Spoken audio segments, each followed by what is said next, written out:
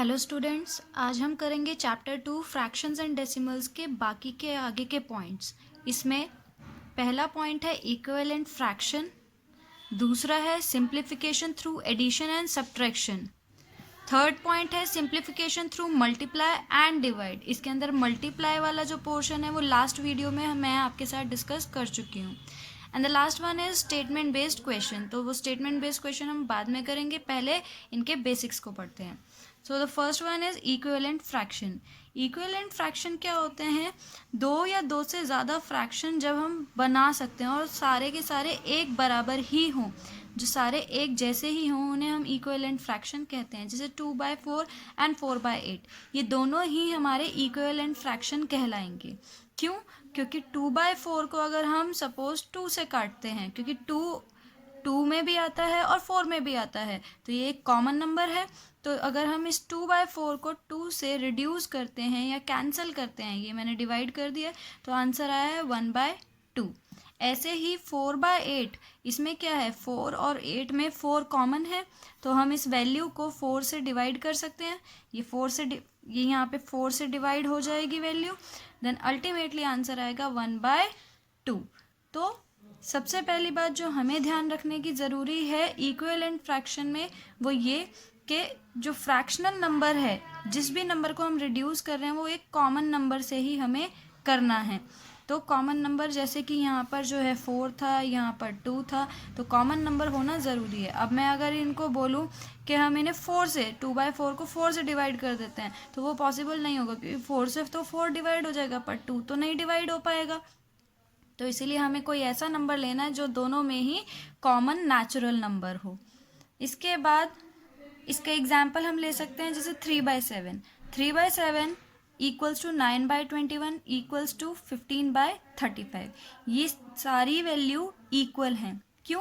क्योंकि 3/7 को अगर हम 3 से मल्टीप्लाई और डिवाइड करते हैं, 3 3 ज़ा 9, 7 3 ज़ा 21, तो ये वैल्यू जो है, अगर मैं इसमें से 3 को रिड्यूस करती हूँ, अगर मैं यहाँ से 3 रिड्यूस करने लग जाऊँ, तो 3 3 ज़ा 9 एंड 3 7 ज़ा 21, which is ultimately equal to this value.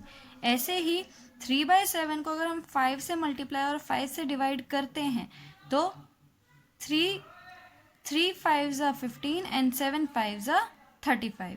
तो हम इनको मल्टीप्लाई करके वैल्यू बड़ी भी कर सकते हैं, और इन्हीं वैल्यूज़ को कॉमन फैक्टर से डिवाइड करके रिड्यूस करके सिंपलेस्ट फॉर्म में भी हम लेके आ सकते हैं। सो ये दोनों ही तरीके से एप्लीकेबल होता है। अब ये तो थी टाइप 1। अब इसमें आती है आगे टाइप 2। टाइप 2 के अंदर क्या है, आपसे ऐसे भी पूछा जा सकता है कि कोई भी इक्विवेलेंट फ्रैक्शनल वैल्यू के आपको सपोज 4 इक्विवेलेंट फ्रैक्शन बताने हैं, 5, वो कितने भी पूछ सकते हैं। सपोज मैंने एक एग्जांपल लिया 5/11। इसमें है राइट एनी 5 इक्विवेलेंट फ्रैक्शन। इसके कोई भी 5 इक्विवेलेंट फ्रैक्शन लेने हैं। हमेशा जब भी आप इक्विवेलेंट फ्रैक्शन लें, तो हमेशा इस नंबर को 2 से स्टार्ट करें। मतलब आप नंबर कोई भी ले सकते हैं, बट 1 से बड़ी वैल्यू होनी चाहिए। क्योंकि अगर मैं 5/11 को यहाँ पे 1 और यहाँ पे भी 1 से मल्टीप्लाई कर देती हूँ, तो 5 1 ज़ा 5, 11 1 ज़ा 11, वो तो वही वैल्यू आ जाएगी। हमें इक्विवेलेंट वैल्यू चाहिए जो कट होकर इसके बराबर आ जाए, तो इसीलिए हमें 2 से स्टार्ट करना चाहिए। आप अपनी मर्जी से कोई भी वैल्यू ले सकते हैं, आप 2 लीजिए, 10 लीजिए, 1000 लीजिए, वो आपकी चॉइस है। यहाँ पे मैंने स्मॉलेस्ट वैल्यू ली है। छोटी वैल्यूज से हमारी कैलकुलेशन मिस्टेक कम होती है। जैसे मैंने 2 से मल्टीप्लाई 2 से डिवाइड किया, तो 5 2 ज़ा 10, 11 2 ज़ा 22। आप इसे कट नहीं करेंगे, हमें इसे कट करके दिखाने की ज़रूरत नहीं है। हमें सिर्फ इक्विवेलेंट फ्रैक्शन लिखने थे, हमने वो लिख दिया। ऐसे ही 5 को 3/3 से किया, 5/11 को, तो 5 3 ज़ा 15, 11 3 ज़ा 33। सेम एज इट इज़ 4/4 से किया, फिर 5/5 एंड 6/6। आपसे कितने भी इक्विवेलेंट फ्रैक्शन पूछे जा सकते हैं, वो आप किसी भी तरीके से, जैसे भी आपसे पूछे जाए, आप नंबर ऑफ इक्विवेलेंट फ्रैक्शन दे सकते हैं।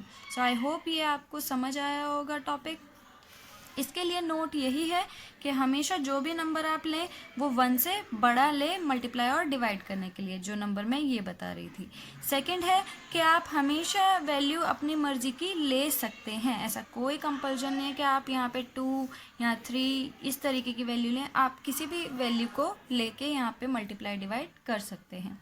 क्योंकि वो वैल्यू भी अगर मैं 5/11 को 1000 से मल्टीप्लाई और 1000 से डिवाइड करती हूँ तो वो ऊपर आएगा 5000 अपॉन में 11000, तो वो 5000 अपॉन में 11000 में आगे चलकर हम रिड्यूस करें तो 1000 की वैल्यूज़ जो 3 0 हैं वो तो कट हो ही जाएंगी ना, लाइक दिस 5/11 इंटू 1000 अपॉन में 1000।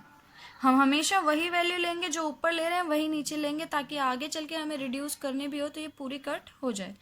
5000 अपॉन में 11000, 3 0 से 3 0 आगे हम कट कर सकते हैं, तो हमेशा हम यहाँ पे ऊपर नीचे सेम ही वैल्यूज़ लेंगे। सो ये तो था आपका इक्विवेलेंट फ्रैक्शन। नेक्स्ट आता है आपका topic simplification through addition and subtraction. अब इसके अंदर क्या होता है, फ्रैक्शनल वैल्यूज़ चाहे ऐड करनी हो चाहे सब्ट्रैक्ट करनी हो, और हो सकता है एक ही क्वेश्चन में हमें ऐड और सब्ट्रैक्ट दोनों करने के लिए कही जाए। तो सबसे पहले हमें उनमें डिनोमिनेटर जो होते हैं उनका हमेशा एलसीएम लेना होता है। इसमें हम टाइप 1 करेंगे। सबसे पहले टाइप 1 होता है जब हमें सपोज यहाँ दिया है 1/4 प्लस 2/4, यहाँ प्लस की जगह माइनस भी आ सकता है, दोनों के लिए रूल सेम है, चाहे प्लस हो चाहे माइनस दोनों में रूल सेम रहता है।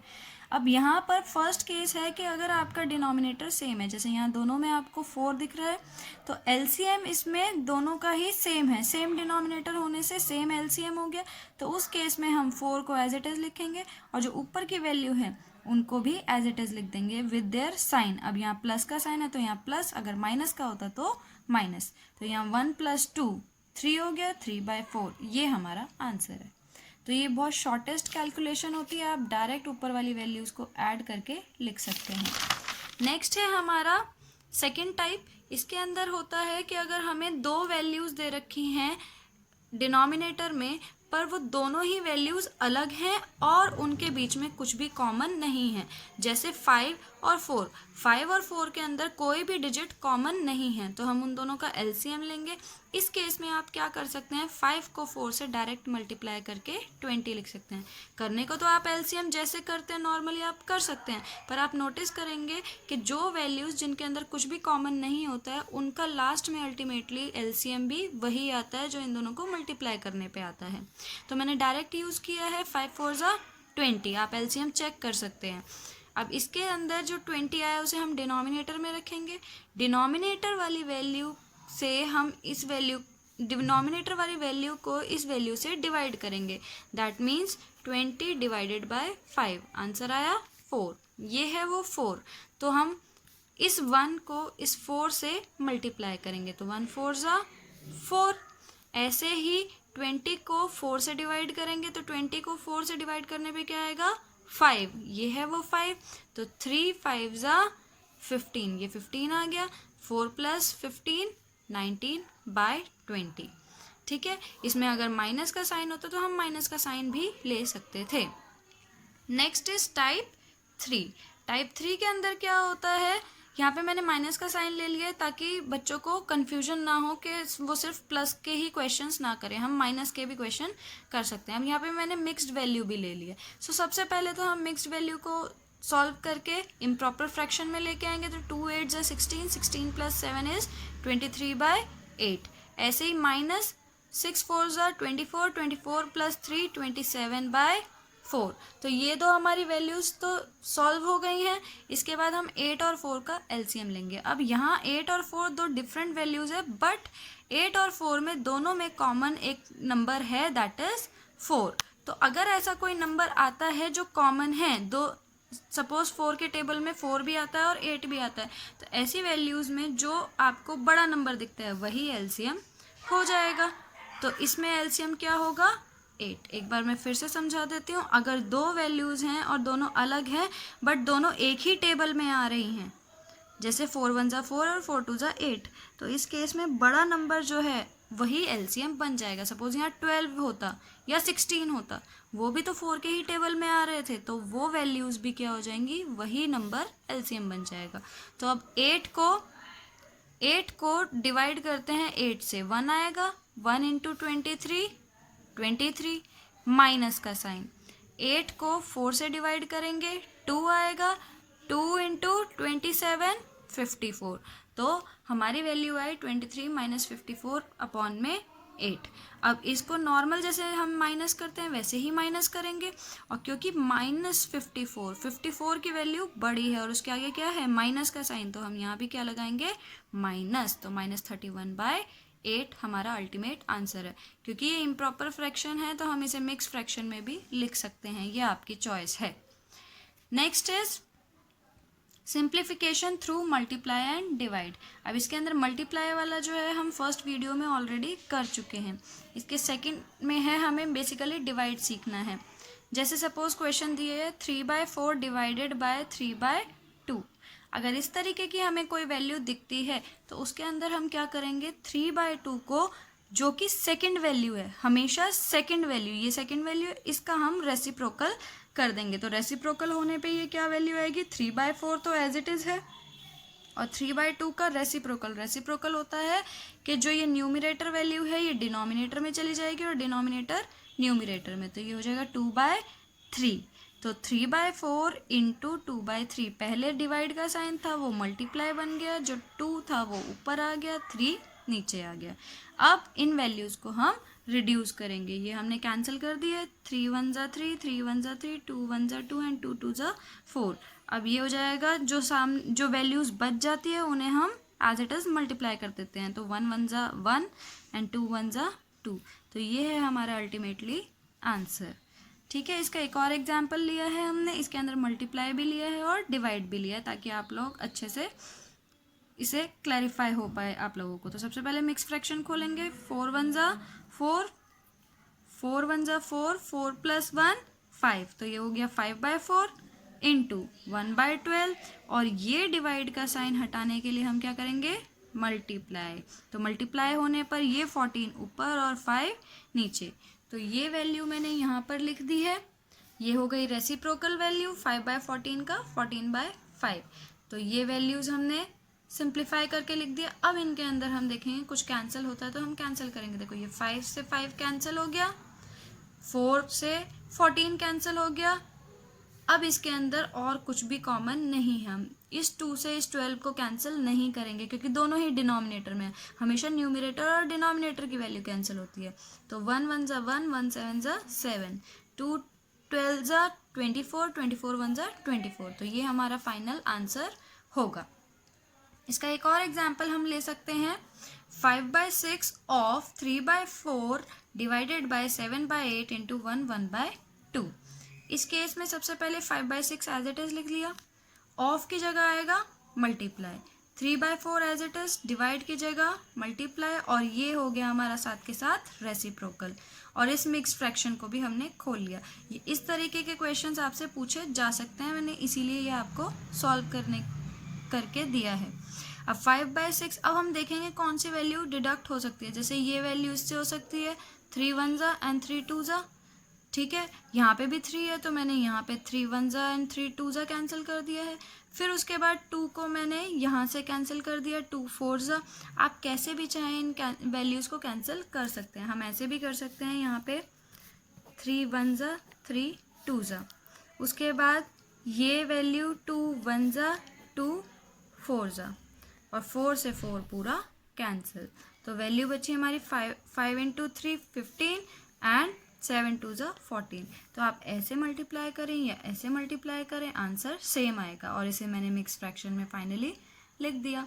तो इस तरीके से आपके होंगे टाइप 3 के question, that is simplification through multiply and divide.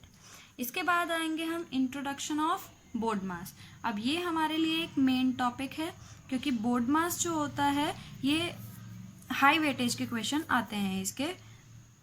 अब इसमें है बोर्ड मास की full form, board mass bracket of division multiplication add and subtract. That means हमें इसी सीक्वेंस में अपने क्वेश्चंस को सॉल्व करना होता है।